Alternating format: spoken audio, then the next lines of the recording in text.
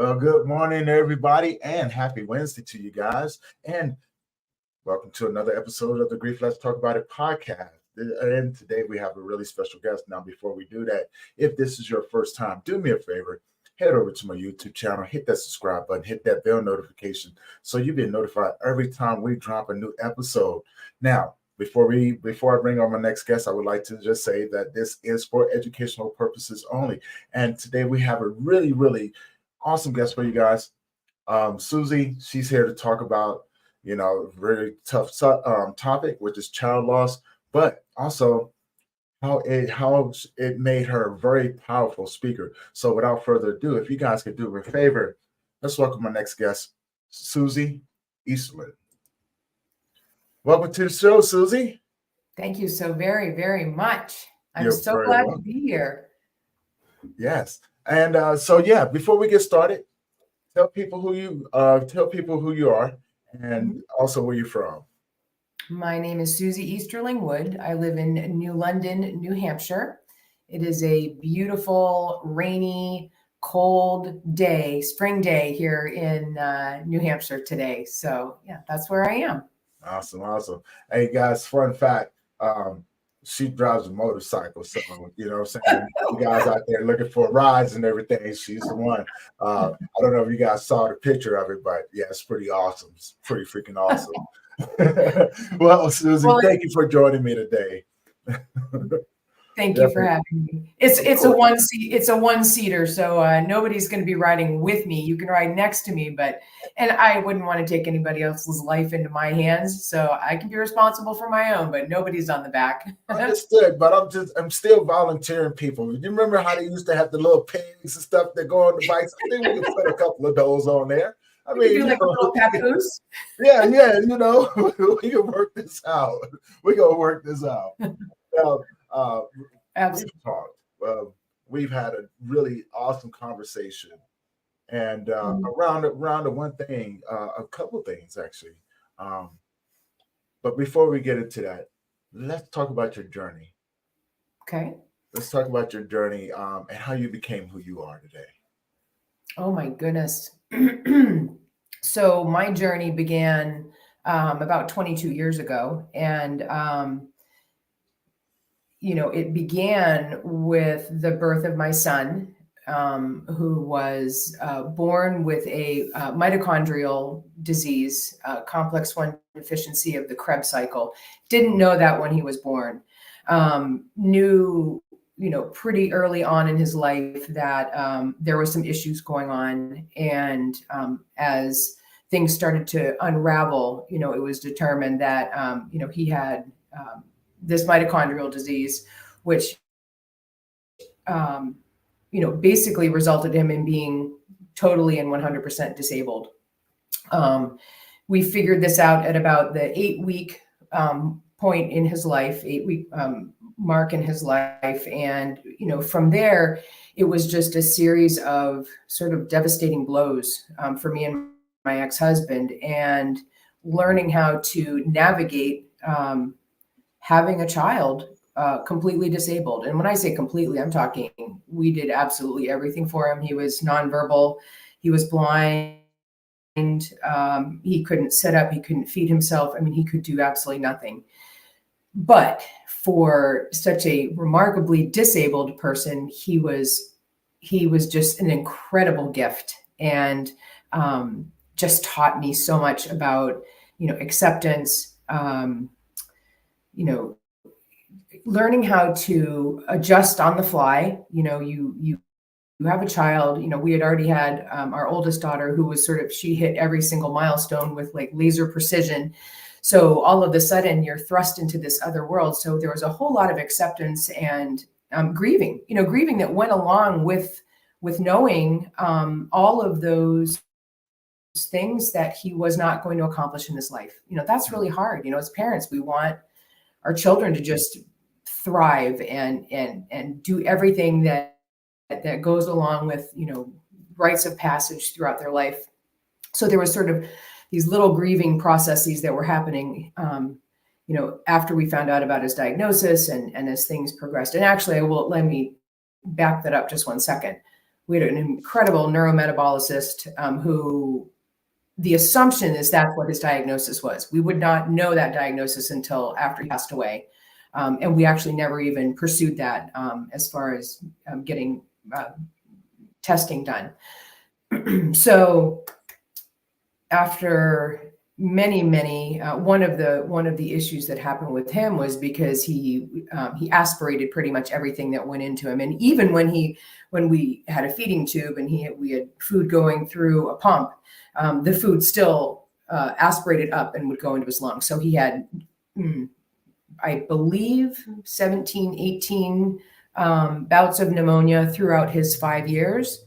And ultimately what happened was he ended up having pneumonia, but then he had a pleural effusion where there was fluid between his lungs and the chest wall.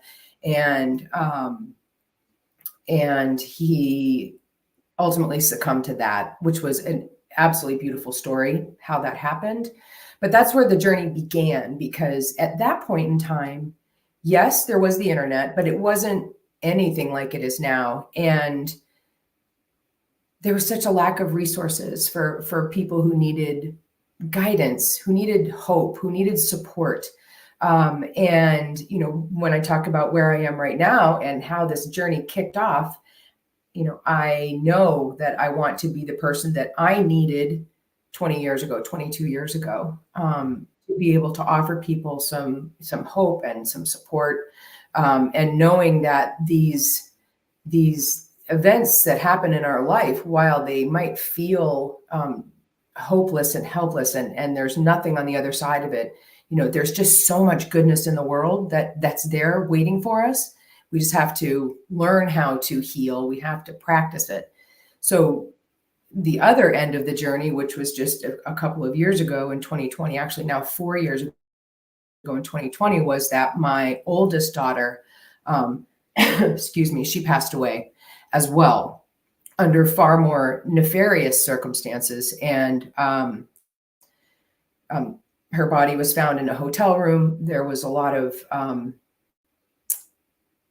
darkness and mystery around her death. She had a roommate that was there with her. And if you want me to go into that story, I'm more than willing to do that. But that was, go ahead.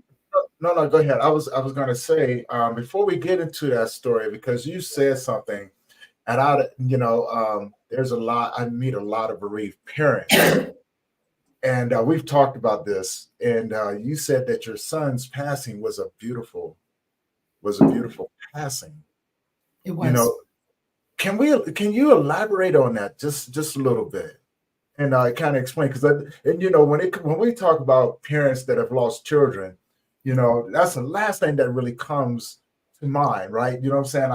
The passing of our child is beautiful. Yeah. But understanding your situation, your circumstances. Yay, we got a candle.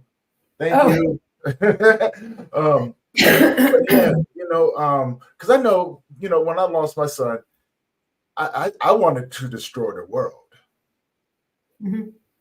But to hear you say that the passing of your son was a beautiful passing is fascinating to me. Okay. There's so many facets of his life that were just, it was scary. It was confusing. It was frustrating. Part of the journey of his life was, I think, acceptance, and knowing that his life was going to be shortened. I think I did a lot of pre-grieving. I knew it was going to happen. But, ultimately we had been told, it's going to be a miserable, horrible death. It's going to be uncomfortable. He's going to die in a hospital. Well, we had made a decision about 8 months before he passed away that we weren't going back in the hospital. I mean, we had absolutely every resource available to us. We had nurses in our home every single day so we could go to work. We had all of the equipment. We had everything we needed. The only thing that I couldn't do was set an IV. I mean, I could give him all his injections. I could, take care of his feeding tube. I could do everything.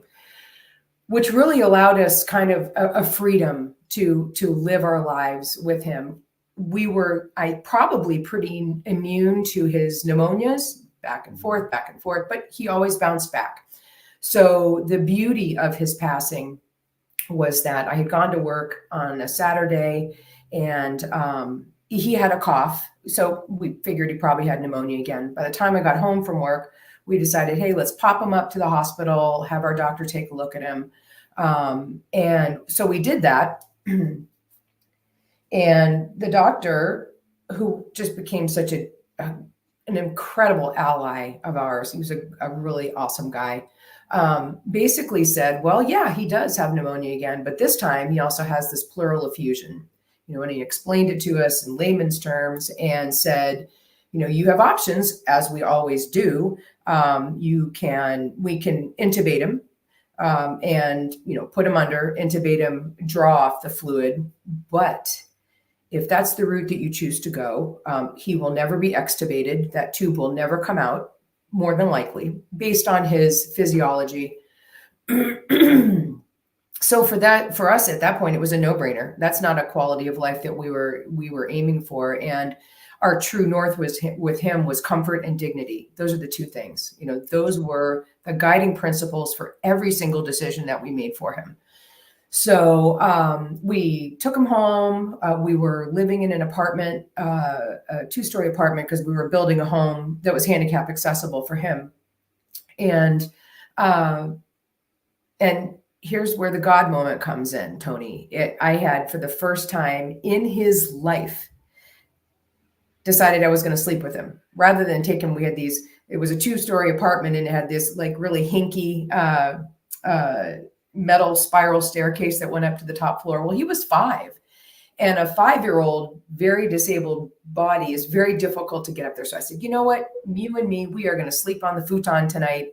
So we slept on the futon. I woke up in the morning. And as I woke up, I just kind of lay with him, and I was watching something on television, and I just started to rub his head. He had the softest, amazing, beautiful dark hair, and I'm rubbing his head, and he just started to slow down. His breathing, his breaths, they were steady and they were deep, but they just started to get further and further and further apart. And as I'm rubbing, they just stopped, and it was incredibly peaceful. His spirit left his body. And what I had in front of me then was the shell of a body that was so broken, to know that he was finally at peace, and there was no more struggling to breathe. There was, no more all of the tubes and everything else we had going for him. And it felt like just such an incredible gift to be a part of that. And that he waited for me to wake up, for him to die. I believe that. And that, God had put his hand on me the night before. If he had been up in his room by himself and he had passed away when I was downstairs sleeping, I think that would have just plagued me and it haunted me. And so that's why I say, when it was a beautiful experience, I just feel so fortunate that I was a part of that. And it changed me as a human being. It did. And there were days after that were just so hard. But because I had that knowledge of what actually happened in that last moment of his life, it just made it so much easier to sort of get through that process. And like I said, I had already done a whole lot of pre-grieving work, prior to this happening. You just never know when it's going to happen. And it really gave me the opportunity to look back on that 5 years that I had with him with just this incredible amount of gratitude. This little guy who couldn't speak, who couldn't see you, when you held him or when you were around him, I of course I'm very biased, but other people say so too. He's just was so peaceful and loving that it was a gift. It was a gift of a life. I love that. And we got a few comments coming in over here. Go to Willa Dullo, lovely first and last breath. Thank you for the comments. Please, if you guys have any questions or comments for either myself or Suzy, please put them in the comment section for everyone who's tuning in on Instagram, Facebook, LinkedIn, YouTube, Twitch, Twitter. Thank you guys for tuning in. Please keep those comments coming in. We'll get those answered as we go. Now, I love that you said that, because as you're doing it, I can imagine myself there with you, right? And as you're there rubbing his head, he takes his last breath. Lincoln, yes, that was very, very beautiful, man. And good morning to you too, my brother. That was very beautiful. Because I don't think I've ever had it explained in such an exquisite way, and the blessing that you were there to be able to witness something like that, that is truly just, I don't think I've ever had it explained that way before. I'm grateful with you now too. I'm like, wow. thank you for sharing that with me. I'm like, well, shoot, all right. It makes me want to go out and have more appreciation and gratitude into the world, because for one, what you just shared and the way that you just shared it made me appreciate those 8 years I had with my son, the time I had with my friends and family who have passed away, right? Yeah, thank you for that. Lincoln also said that he also felt like he was there too. See, I told you, I knew it was going to happen. That was beautiful. That was very, very beautiful.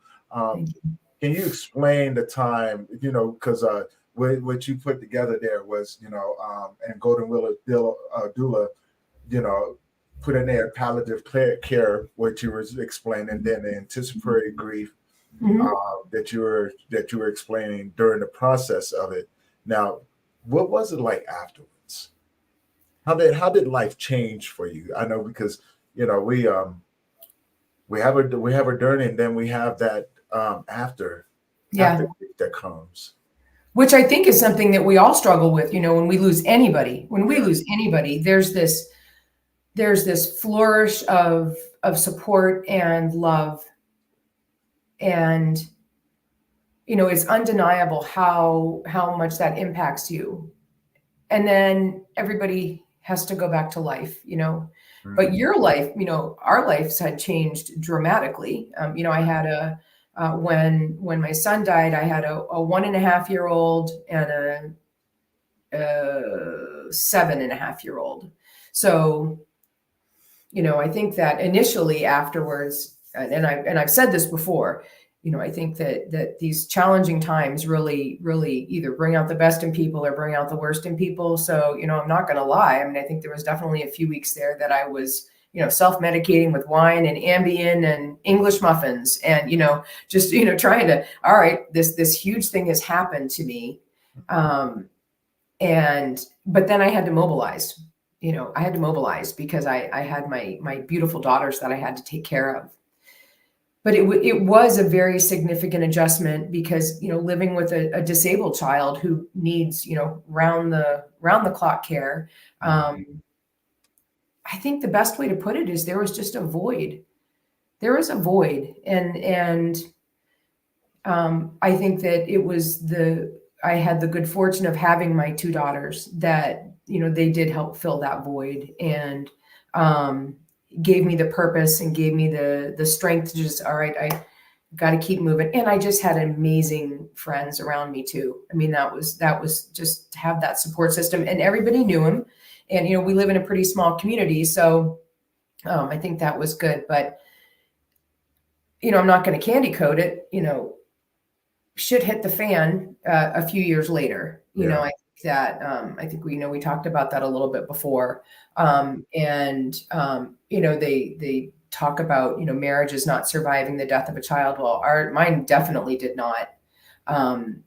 We have choices every single day.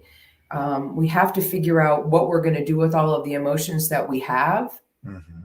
And sometimes the easiest route to go is numbing and avoiding and, engaging in behaviors that just sort of dull that pain, which Yeah. is what my ex-spouse did, which made it untenable. It didn't work. So, there was the demise of that after that. So, which was, that's a whole other talk show, Tony, I swear. I'm already knowing, and it doesn't surprise me. I mean, I've met very few couples that have survived child loss, and they Yeah. all said the same thing. Something that I don't know if it's something that people should learn, or something like that. But I speak from men's perspective and things like that.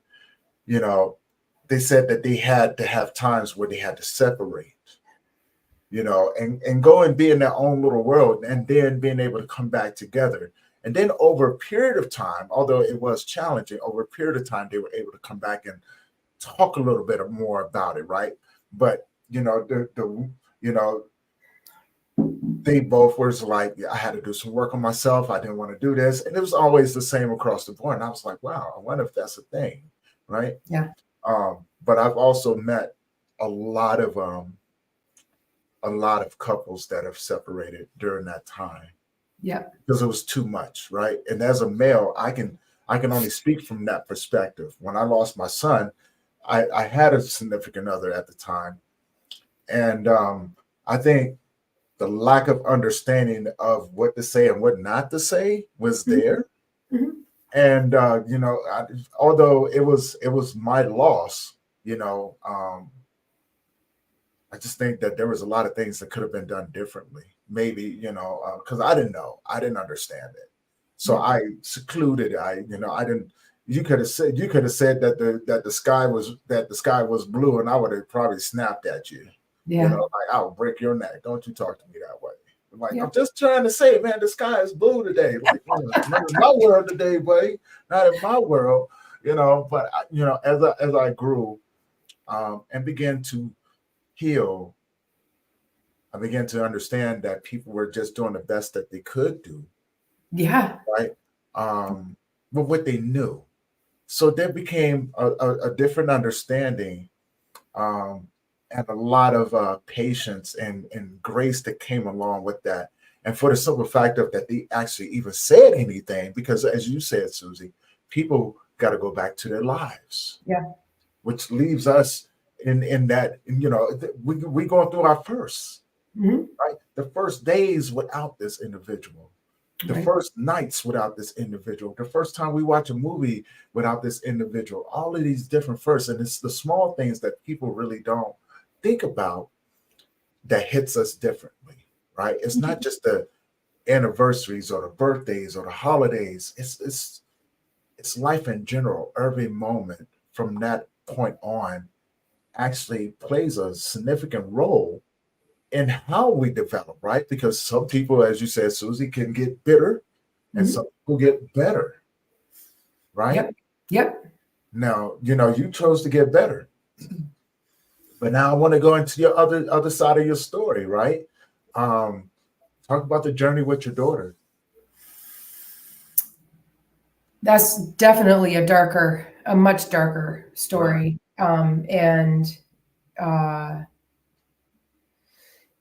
So after, when we're looking at a time frame here, in 2017. So what was left of our family landscape was me and my two daughters. Mm-hmm. And, we went through, several years of needing to literally, you talk about loss and the losses that you've experienced, when we were talking before.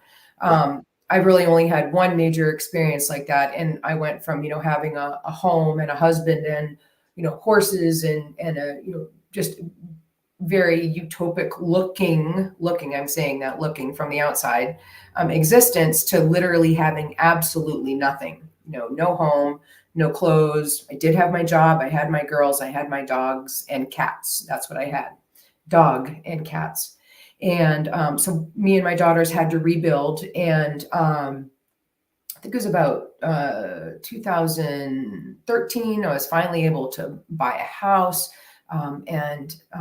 So the three of us, we really built a neat life for the three of us after a lot of trauma and a lot of violence, after the death of my son. So my oldest daughter had graduated early from high school and went off to a year of college down in Boston, and then decided to go out to Utah, where a lot of her friends were living out there. And I'm not going to candy coat it. She didn't make the best life choices. She ended up stripping for a living. And, she's like, Mom, it's a great money grab. It's it's a this, it's a that. And I'm not doing it forever. I just want to do it for a little while. And as a parent, you have that, it's one of those pivotal moments where you either, alienate your child because of the decisions that they're making, or you have to embrace it because you love your kid unconditionally. Right. Which I'm so thankful that I was able to do that, because while I knew the ramifications of what she was doing were potentially very detrimental to her once she decided to stop doing it, I was just going to love her through it and support her. And so ultimately what happened was her and her roommate and another girl had gone from Salt Lake City out to Portland, Oregon. And we're going to dance at a club out there because they could make better money. And they did this periodically. Every few months, they would go out for a week at a time. And her roommate was unfortunately a pretty unstable, very jealous type of a person, which was very hard on my daughter. But my daughter was really, really compassionate and just wanted to help everybody. And so they went out there. Long story short, we're going to dance on a Monday night. The roommate decided not to. My daughter decided to dance, and the roommate was very, very angry at her and was posting on social media and doing all this other stuff to let everybody know how angry she was at my daughter. My daughter went and danced. She went over to a friend's house and then went back to their hotel at about 7:00 in the morning. FaceTiming with her boyfriend. The roommate started coming after her verbally. And my daughter had to disconnect the call with her boyfriend. And then a little while later, my daughter tried to FaceTime him again. He had fallen asleep because it was very early in the morning. And that was it. That was it. All communication stopped on her phone, according to the phone records. In the meantime, the roommate, they were supposed to be flying out the following day. This was a Tuesday morning. They were supposed to be flying out on Wednesday. The roommate called and changed her flight to come back a day early. Mm-hmm. Went to Walmart, bought a suitcase, went back to the hotel room where clearly my daughter was already dead, and packed up all of my daughter's possessions, and then flew back to Salt Lake City and just left her dead in the hotel room. Wow. Yeah. So they didn't find her, obviously, until the following day when they went to go clean the room. They thought they had checked out. And that was it. And that was it. And you have to take into consideration when this happened, this was February. She passed away on the 18th of February. Within a week to 2 weeks of that, our whole world went into lockdown with COVID. So there was the whole COVID thing that was happening, but also in Portland, they had a whole bunch of riots out there as well. So law enforcement wasn't even interested. They never even interviewed the roommate. They just thought, oh, dead sex worker in a hotel room. That's it. And so as I learned all of these things, all of the information came to me in bits and pieces. I had gotten the crime scene photos from the room, and it was empty, and that kind of sparked my curiosity. And then the suitcases, the hotel sent the suitcases back to me, and I was so excited to get them. And I knew how much she had packed because she had sent a picture. She actually posted it on Facebook of what she had packed. Okay. So I was excited just to have something that was hers. And I remember opening them up and they were empty. And didn't know about the roommate taking all of her stuff at that point in time. So all of these things came together. I hired a private investigator, gave her all of the information with phone records, everything else. And basically she contacted me and said, you've already done all the work. You know that something bad happened in that hotel room, but you're never going to know the answer unless the roommate comes forward and relieves herself of that information, which I knew that wasn't going to happen. Right. So Tony, at that point in time, there was kind of like about a 6-month period of information coming in and trying to figure out how to process it. But the overwhelming emotions for me were just rage, anger, disbelief. How the F could God let this happen again? Losing 2 kids is just like, come on.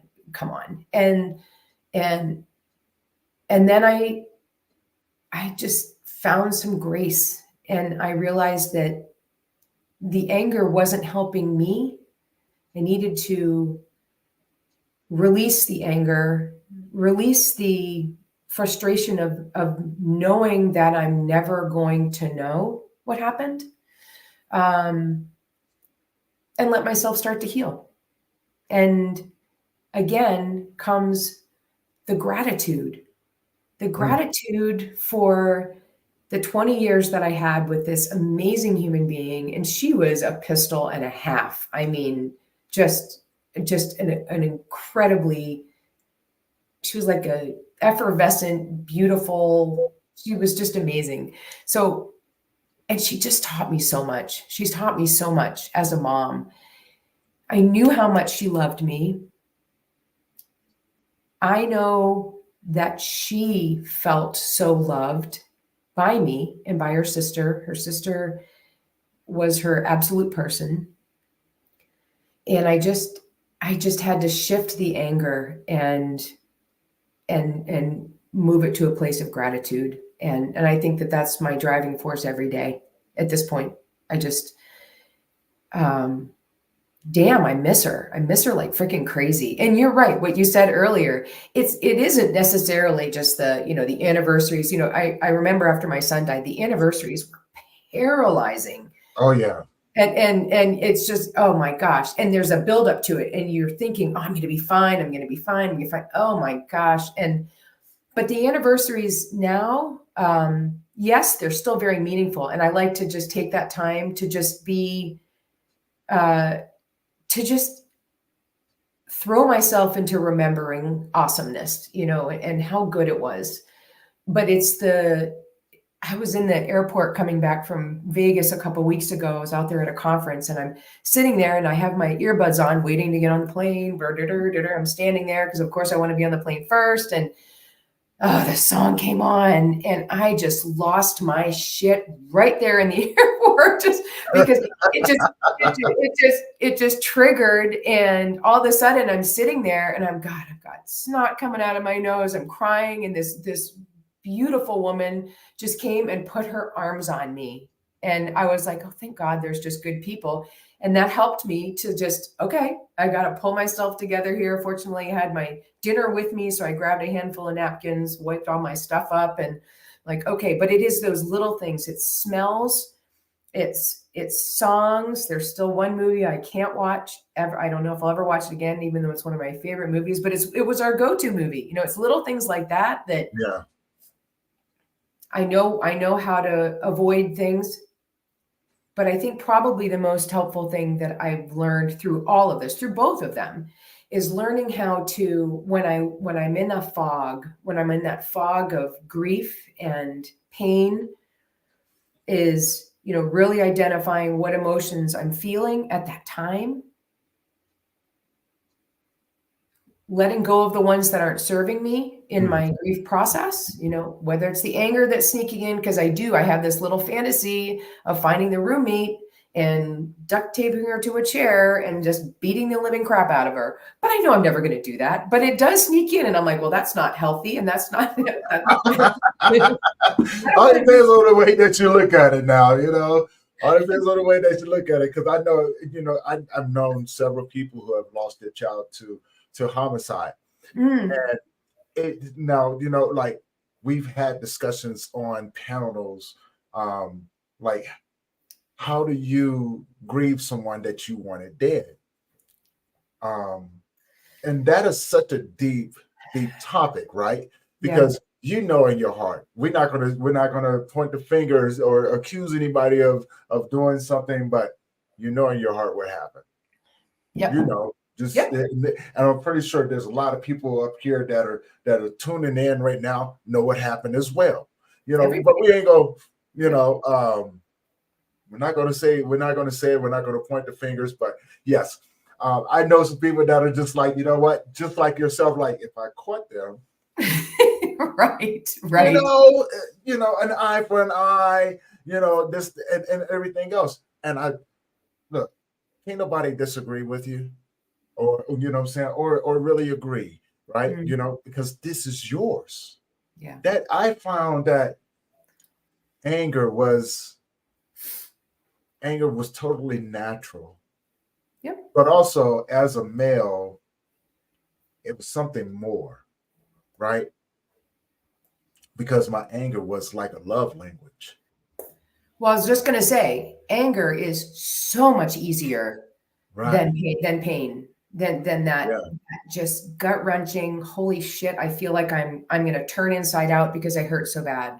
And I think, especially in our society, it's such a challenge for men to just be able to just feel it and express it and feel supported in that process. It's interesting because I've been on 2 other podcasts recently. Both of them were about their fathers dying. That's the whole premise for the entire thing. So this is kind of number 3 for me. I don't know why, but it's just true. There's not a whole lot of societal acceptance in just men being able to just feel it. It's a lot easier. Grief. Yeah. And grief in general, right? Because it's such a thing that it's going to happen to us, but no one wants to talk about it. Right. What's no up one with wants that? to talk about it. I'm like, no, we need to talk about it. So we're not, so you understand that you're not, for one, you're not in it by yourself. What you're going through is totally normal. And 3, you want people to walk with you along this road, because this is going to be such an individual journey. I don't have all the answers for you. Right. But what I do is that I can accompany you if you would allow me. Yep. So you don't have to feel so exiled from society. Yep. In those same sense, right? And when I talk about anger with men, it's because it's our go-to language, right?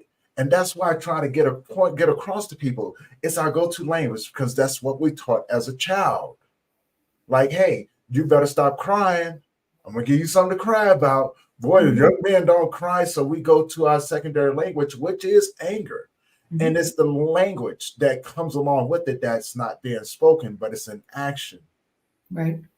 And once you can understand the actions, but when it comes down to it, then we can all kind of integrate together and go, oh, I understand what you're doing. That way you have a better understanding how to show up with me, our friends, our family, co-workers, et cetera, et cetera.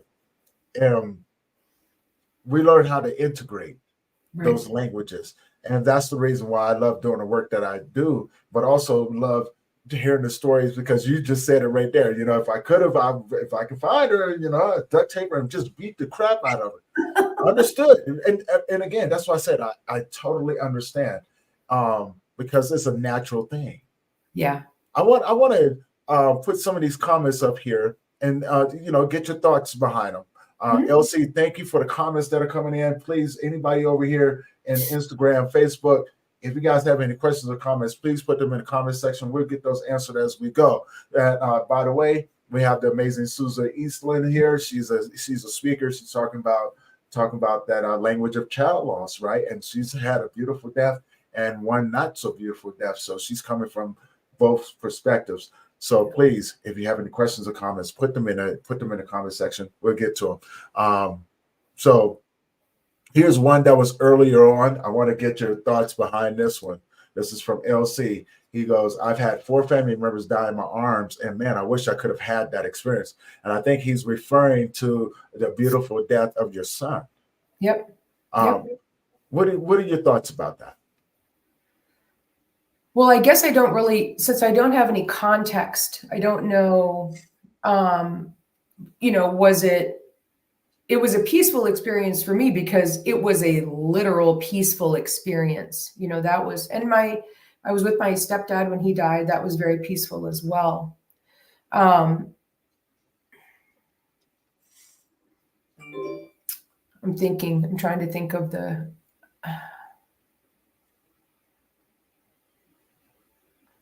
think for me, the gratitude component of it, and I think because I had so much forewarning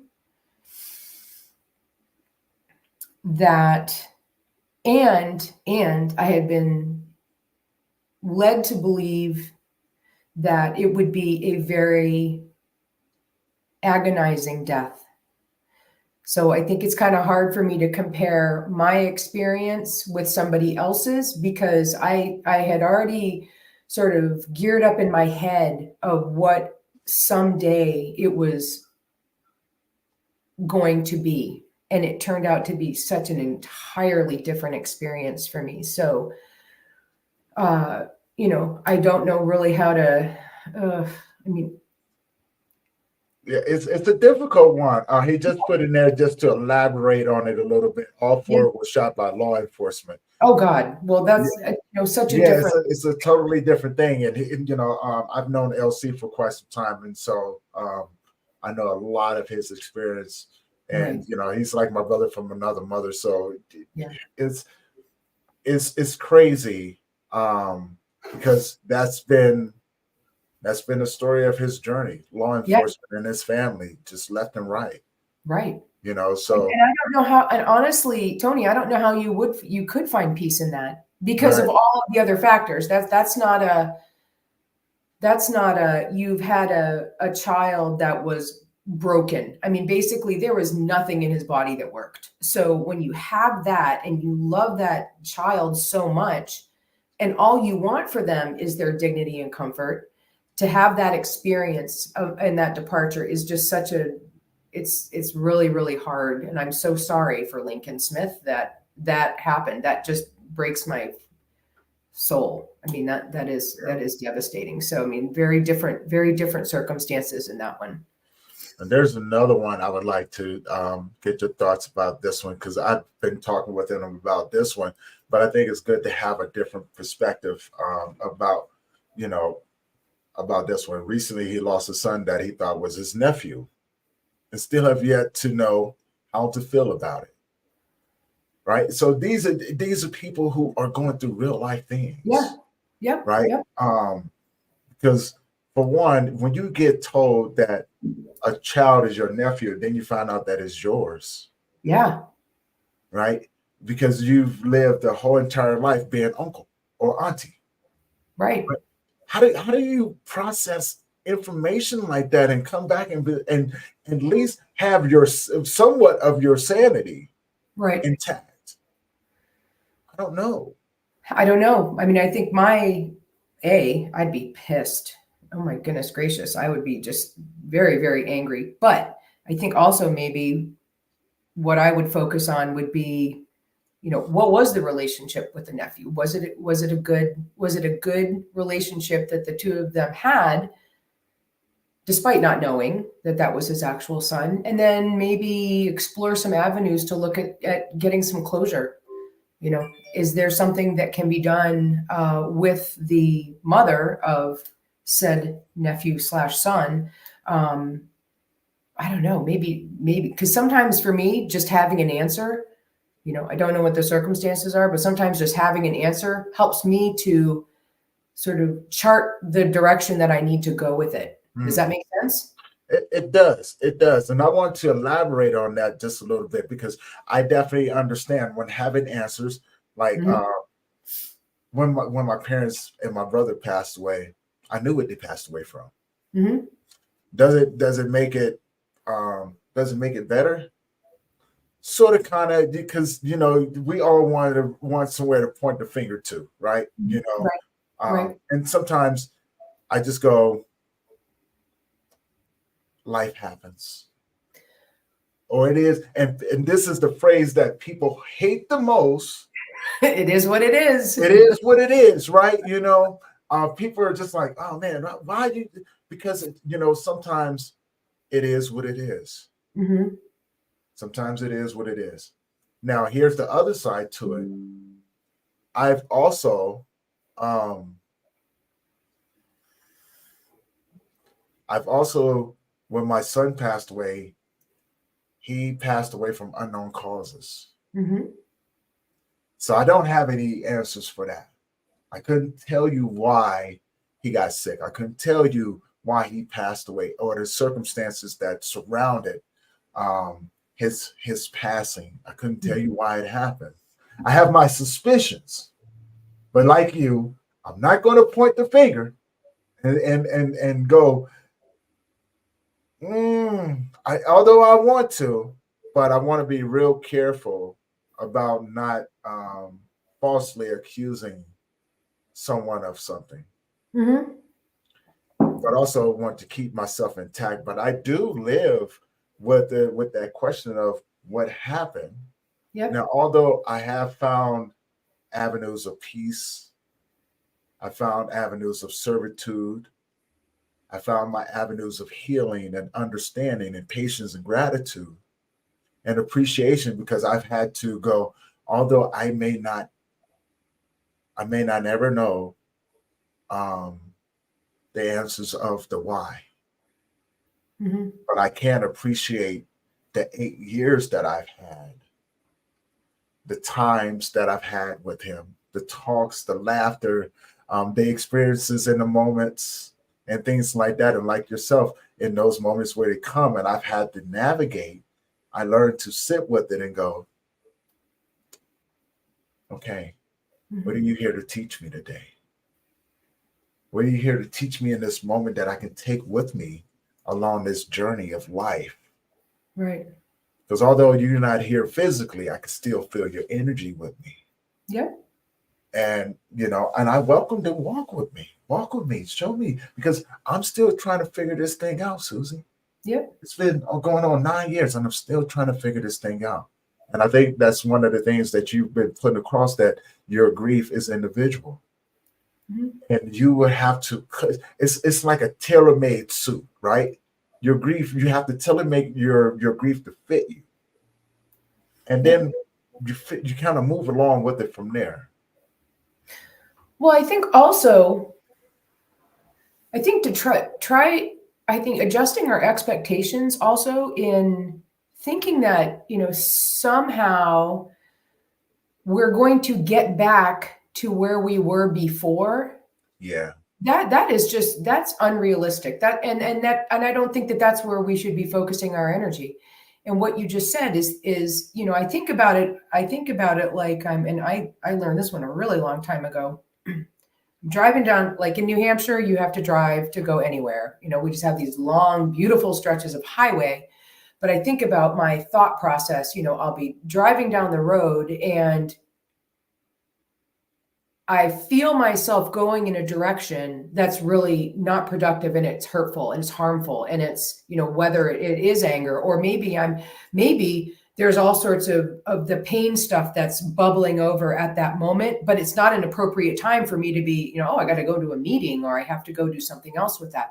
So it's like in my brain, mentally, I'm driving. Remember that this is what I'm doing. Not really driving, but thinking about my thoughts. I'm like going down this road, like holy shit, and I am I going to be able to stop? It's like hitting the blinker and taking the exit off the highway to a safer, better place mentally, rather than allowing myself to careen down the highway towards anger, towards something that I can't control, towards bitterness, or, God, the world's so unfair. The world is not unfair. The world is just the world. Yeah. And Yeah. it doesn't matter how good you are. It does not matter how bad you are. Shit happens. We're the most fragile things, and our lives can stop in a second, but it's so important that we learn how to, we've got so much more power over our healing and our thought process than I think we give ourselves credit for. And I think that that's probably the only leg up that I might have on somebody else, is that I already went through it one time. So I already had some tools. I already had some experience in learning how to deal with it. And then when it happened with my daughter under much darker circumstances, I really had to pull out all of my tools, my bag of tricks, like, holy shit, how am I going to get through it? Right. But the gratitude part, though, Tony, thinking about the relationship that you had with your son, choosing to focus on those high points, those things that made you, just appreciate his life, and that you got to inhabit the earth at the same time. Yes. We get to be together, and that's the greatest thing that I take away. And it just seems absolutely absurd that I would actually say that, but both of my littles were just amazing, and I feel so fortunate, and I've got one left, and I just try to be the best mom that I can for her. That's my true north. Right. Is walking the walk, talking the talk, trying to, and I drive her crazy because she's like, God, you're so energetic, you're so positive. I don't think I have toxic positivity, because I don't, because life fucking sucks sometimes. Pardon the language, but it just does. But but there's also still so much good stuff too. I guess that's just the bottom line. I love that you said that, and I want to add to that about life, right? Because one thing, and this is just my philosophy, life is true. Mm-hmm. It's not fair. It's not unfair. It's not just. It's not unjust. What I mean by that, life never promises anything. It didn't make guarantees. Life never lied to us and said, this is the way that it's supposed to be. Right. It never said any of those things. As human beings, we make the mistake of saying the next 18 years, this is what I'm going to do. I'm going to do this, and this is the way life is going to be. We do these things to ourselves. We give ourselves promises that we're not guaranteed to keep. We make guarantees of this life, and when those things are not met, we get disappointed and want to shake a fist. Mm. Mm-hmm. Right? Look at what you did to me. No, I never promised you anything. Yeah. Life just says, if you want it, you're going to have to work for it. Now, that goes with anything, though, right? If you want it, you're going to have to work. You're going to have to go through something. You're going to have to go through something. Life doesn't understand when you sit down and you want to give up. Life goes, if that's what you want to do, I'm okay with that too. Mm-hmm. Right? But life goes, I'm going to give you everything that you need. It's up to you what you want to do with it. It took me a long time to get to that point, Suzy. Mm-hmm. It really did. It took me a long time to understand that I cannot blame life for being life. But what I could do is that I can work on me to be a better human being, to be a better man, and to provide something for other individuals, so they didn't have to struggle the way that I did. Yeah. Yep. And that's the only thing that I've ever, now that I focus on. It's like, you know what? I see you over there. I'm gonna show up. And if you don't want me there, that's fine. I can wait. I'm patient, but there's always somebody out there that would allow me to walk with them and talk with them and not share my experience with them because my experience is going to be different, but to share something that I've learned. Yeah. Not in a way of saying, aha, but no, man, look, check this out, man. I don't know if you can use this or not. Yep. But I'm willing to give this to you. Right? And the best gift that I've been given in this world is the gift of servitude, understanding, patience, and appreciation and gratitude, because it's made me a better servant. Yep. To the communities, because I don't want anything. I have no expectations of anything. I don't want anything from anyone. Yep. But I would rather give, because I've had so much taken away from me. And I think you've did the same thing. Now that's a whole new story, because we go deep off into that one right there. But you actually turned yours around and you found your voice. And you became a powerhouse of a speaker, right? Guys, don't let her fool you, right? She became a powerhouse of a speaker. So let's talk about how you got into the speaking world, because you was in corporate for a while. Well, so I'm just starting my speaking journey in terms of this project now, because I've been in risk and compliance in healthcare for many, many years, and I love the company that I work for, and I love the people that I work with, but I literally don't like what I do at all. And I kind of felt like, I feel like we're meant to survive our stories so that we can help people. And I think it's Maya Angelou. What does she say? There's no greater agony than bearing an untold story. If we have the opportunity to help other people. So yes, speaking, done plenty of it in my professional life. Love it. Who knew? Sometimes people love it, sometimes people don't. It's one of those things where when I'm up there and I'm talking, it is the only time I really feel comfortable in my own skin. And these things happen. Like I said, my journey started 22 years ago, and I knew I wanted to help people, and I didn't know what that meant. It hadn't taken shape. And so after my Cameron died, a few years ago, that was one of the things. I was like, all right, God, I'm ready. I'm ready to get up there and start to talk to people and really try to make a difference. And here's the thing, when you're in public speaking, as you want to try to hit every person that's standing in front of you or sitting in front of you. Mm-hmm. You want to try to make a connection. But that's not what I want. If after standing up and speaking to people, there's one person who can walk away and feel a glimmer of hope, or take something that I've said and use it as a tool to move through whatever situation they're in. And I'm going to say, not just the grief of loss of a child or a loved one in any capacity. I'm talking about the loss of a relationship, a divorce, crushed expectations with your career, all of these things. Everything that I want to talk about is completely applicable at all sorts of degrees. But I think I told you, I had a speaking event about a week ago, and, I walked away like, oh shit, did I accomplish what I wanted to accomplish? And one person approached me and just told me,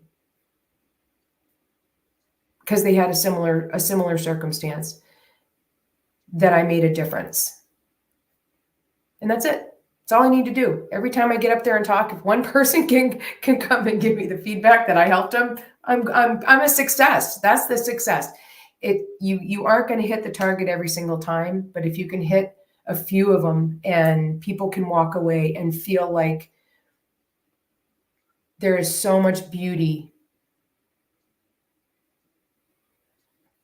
to be lived after these what feels like defining events. Yeah. And that's one of the things I like to talk about. It's not, these events don't have to define us. I am not Cray and Cameron's mom. I'm not, the woman with the 2 dead kids. That's not it. I'm not the death whisperer here. This is about letting people know that these things happen and we can actually emerge on the other side of it. We're still scarred. We still have deep, deep scars and pain. But I'm looking out my window right now because I'm in awe of these little tiny, we are just getting our leaves here. Okay.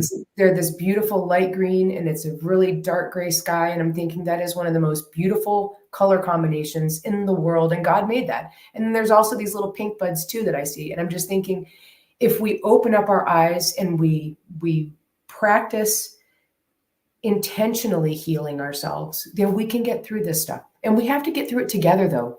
We really need to normalize these conversations, Tony, because every single one of us is going to go through this. That's very true.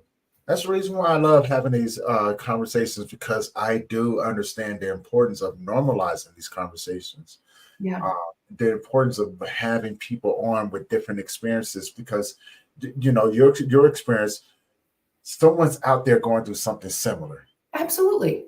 Right. And your story becomes their survival guide, because they can pick apart those little gems that you just put out there. They may not go off and be an amazing speaker like yourself, but they may go off and do something. They may be reminded when they run across someone like, I can let me walk with this individual, because we become what we needed.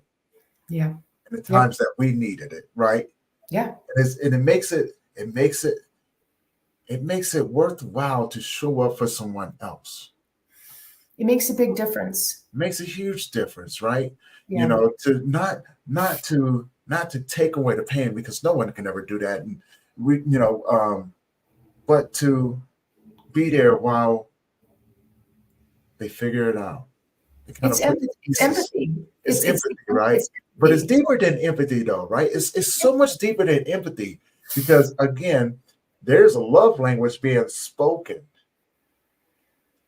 during this time of healing, during this time of great sorrow, right? And like you said, you have to start to put words to those feelings. Yeah. You have do. To. You have to identify. You've got to figure out what it is that's causing. Because I know if you put in the time to actively start to do this, every day, if you have to, just write it down. What am I feeling today? And yes. And selectively choosing those things that you need to let go of, that aren't going to help you through your healing process. And also, what's the saying? You can't go around it, you can't go over it, you just got to go right through it. You do have to go through it in order to get to the other side. You have to feel it, because if you try to keep avoiding it, whether it's, I'm working too much, or I'm drinking too much, or I'm going to the gym too much, or I'm doing all this, you're not allowing yourself to just feel it and honor the love and the relationships that you have. And sometimes you're going to have to deal with the shit feelings too. I've got this, and I had some really bad things, but that leads us to right relationship with the people that we have in our lives now, because you just don't know when it's not going to be there anymore. And I think that that's been the saving grace with my daughter, knowing that, not 2 days would go by where she would not tell me how much she loved me and how much she appreciated what I had done for her as a mom, especially in that really dark time that we had where we kind of lost everything. And she knew every day how much I loved her. And those, that relationship right there, when I'm, like I'm getting all choky right now, that's what keeps me going, is that I did a freaking good job and communicated with her, and she felt so comfortable communicating with me. And I think that that's just another silver sprout that comes from the shitty situations that, okay, well, you still have the people here now. So take care of your flock right now. Take care of it. Most definitely. LC just put that up there. Unfortunately, we have to experience loss before we can appreciate winning. I hope that but I mean, everybody is going to experience loss. There's just no human being that's exempt from that. So, right. If we're trying to give some tools preemptively to those people who haven't experienced loss yet, like, oh man, this is going to happen someday. Maybe I should get, right relationship with the people that I have who are in my life right now. Right. And I think that's why we do the things that we do. Mm-hmm. Because if a person has never experienced the depthness of loss, these conversations that we have, although your loss is going to be individual, it's the tools that we put out there that you have at your disposal, mm-hmm. right? Put them in your tool belt. You never know when you go. Don't wait till it's already happened. Yeah. To go and try to figure, because at that moment we all know loss, in-depth loss, you're not thinking about what to do and this, that, and other.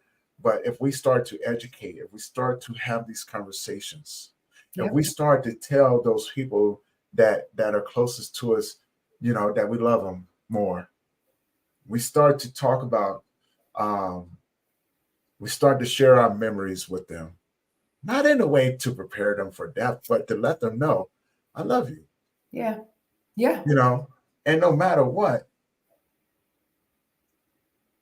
we have these moments now. Lincoln said, cherish the ones around you and don't take anyone for granted. And that's what it's all about. Not to take people for granted, because you never know what tomorrow may bring. Hell, we don't know what the next moment's going to bring. You're right. We don't. But as individuals, it's the moments throughout the day. Are you showing up with yourself in these moments? Are you showing up with those other individuals that come across your path in those moments? Are you surrendering to the process that life is trying to give you? Mm. Right? And but most importantly, are you having the best human experience in this world that you could possibly have? Yeah. Right? Are you being the best human being that you can be in this world? And I think that's when we strive to be better human beings, we tend to love deeper. We tend to hold on to appreciation and gratitude more. We tend to give a little bit more too, and then open to receive. All of these different facets that come along with it. I get to meet amazing people like Suzy too. So yeah, the comment sections over here are just blowing up, man. So yeah, we're going to go ahead and wrap this thing up. Suzy, if you could leave the audience with something, what would you leave them with?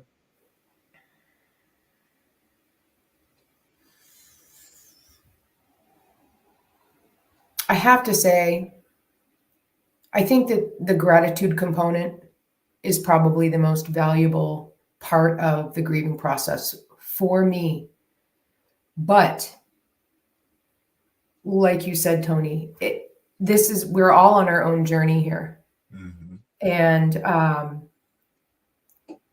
what might work for me might not work for you. But I do think that gratitude is probably at the core of navigating through our grief, feeling our grief, allowing ourselves to feel it, getting rid of the woulda, coulda, shouldas, and like you were saying before, life is just life. Life is truth. What happens every day is just what happens every single day. Mm-hmm. Grief is a part of it, varying degrees for everybody. But it's better that we start to talk about it out in the open, reach out for help when we need it, take care of yourself when you're grieving. Don't lose sight of those things that keep you sane. Right. You know, that those healthy habits that that might be so hard to engage in when we're in the middle of grief. But if we can participate in those on a regular basis and allow ourselves grace and, you know, I think about it as in terms of like, you know, after the initial, holy shit, I just lost this beautiful person in my life. It's just darkness. And then as the days go by and we really try to practice intentional healing by identifying our emotions, honoring our emotions, trying to give gratitude where we can, that dark cloud over here and that little sliver of light over here starts to even out. And then it becomes light over here with little pop-up clouds of darkness over here. And to be able to manage our emotions and honor them at the right time allows us to keep living our lives as we need to. Does that make sense? That makes perfect sense. Okay. So that's what I got. That's all I got.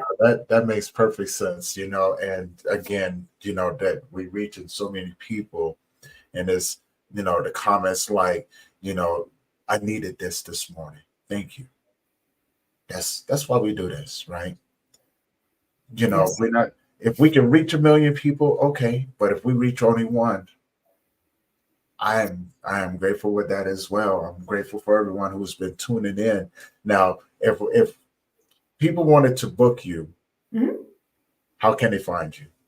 My website is from3to1.com. That's it. Awesome. And Instagram is from.3to1. TikTok is at from3to1. So it's pretty simple, but it's spelled out from3to1. It's not numbers, but you know, so there's speaking and there's also life coaching, and I'm wanting to reach people. And honestly, it doesn't matter how the struggle is real for all of us. On, you know, every single day we bump up against things that threaten to paralyze us. And you know, my goal is to try to help people get unstuck, whether it's grieving, whether it's a relationship, whether it's a job, you know, to really problem solve with people and figure out a good path for them, because we all have, you know, I've got an arsenal of tools. There's no question about that. And, you know, what might work for me might not work for you, Tony, but you might have a bunch of stuff that works for me, but I don't know it yet. So until we connect with people and start talking about it, you know, we're all going to be kind of stuck. So yeah, just come find me at from3to1.com.